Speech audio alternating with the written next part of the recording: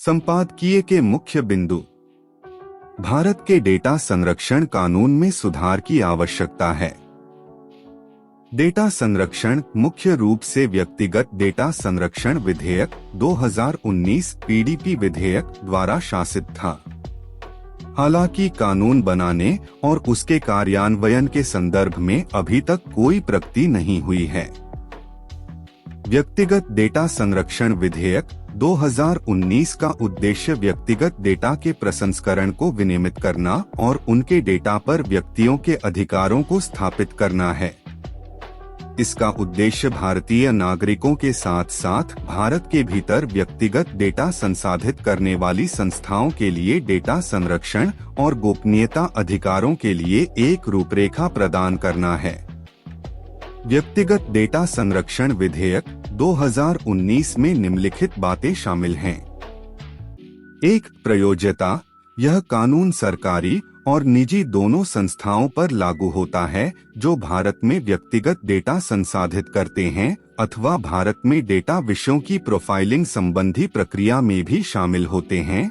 साथ ही कुछ भारत के बाहर की संस्थाएं भी डेटा संसाधित करती हैं यदि वे भारत में व्यक्तियों के डेटा के साथ काम कर रहे हैं। 2. डेटा प्रिंसिपल का अधिकार। यह विधेयक व्यक्तियों डेटा प्रिंसिपल को उनके डेटा पर कुछ अधिकार प्रदान करता है, जिसमें अपने डेटा में अशुद्धियों को ठीक कराने, कुछ परिस्थितियों में डेटा मिटाने और डेटा प्रोसेसिंग पर प्रतिबंध लगाने या आपत्ति करने का अधिकार शामिल है।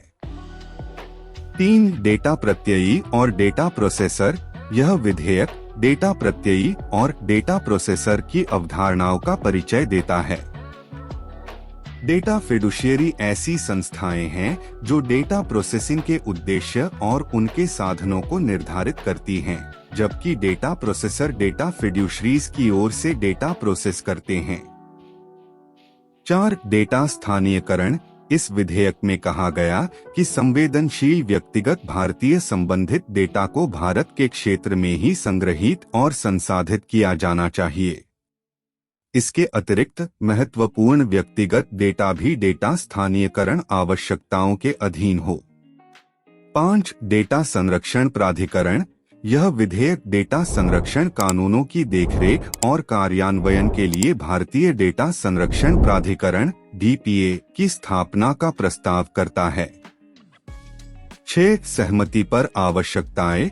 यह विधेयक व्यक्तियों के व्यक्तिगत डेटा को संसाधित करने से पहले उनसे स्पष्ट और सूचना द्वारा सहमति प्राप्त करने पर जोर देता है।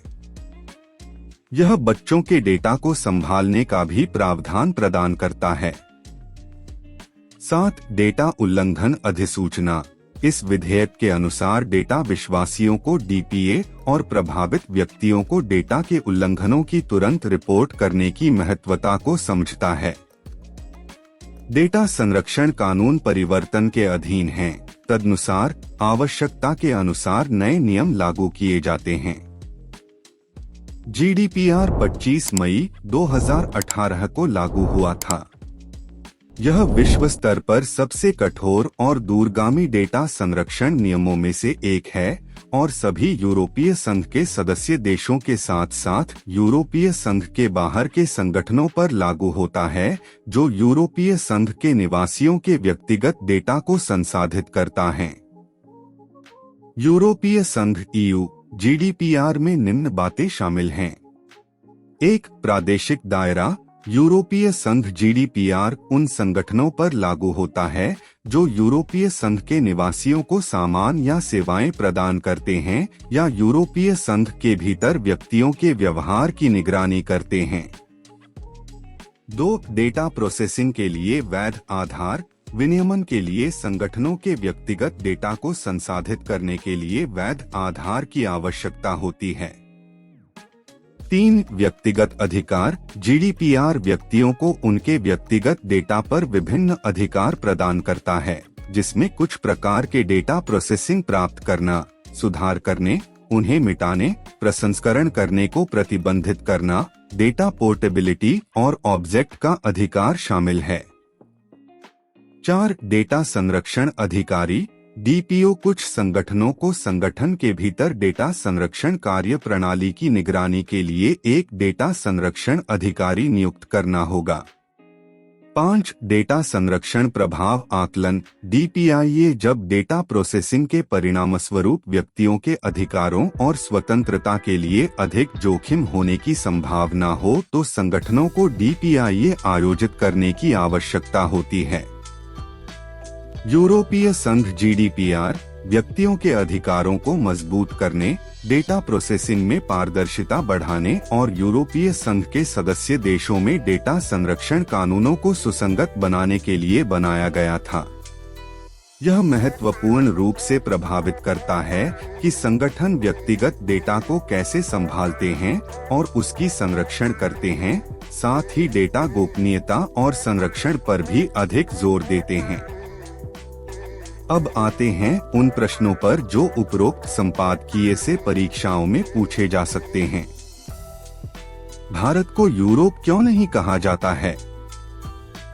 भारत को यूरोप इसलिए नहीं कहा जाता है क्योंकि यूरोप संघ ने डाटा संरक्षण कानून को बनाया और 25 मई 2018 से लागू किया।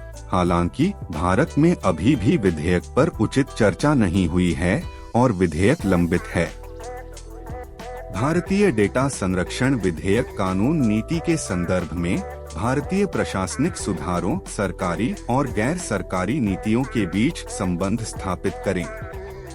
भारत डेटा संरक्षण बोर्ड की विभिन्न कमियों का कारण बताइए।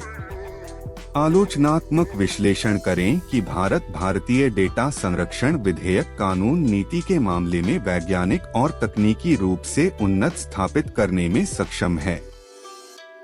आईटी अधिनियम 2000 तथा अन्य और कौन कौन से भारतीय नियम, कानून, अधिनियम हैं जो भारतीय डेटा को संरक्षित करने के लिए तत्पर है।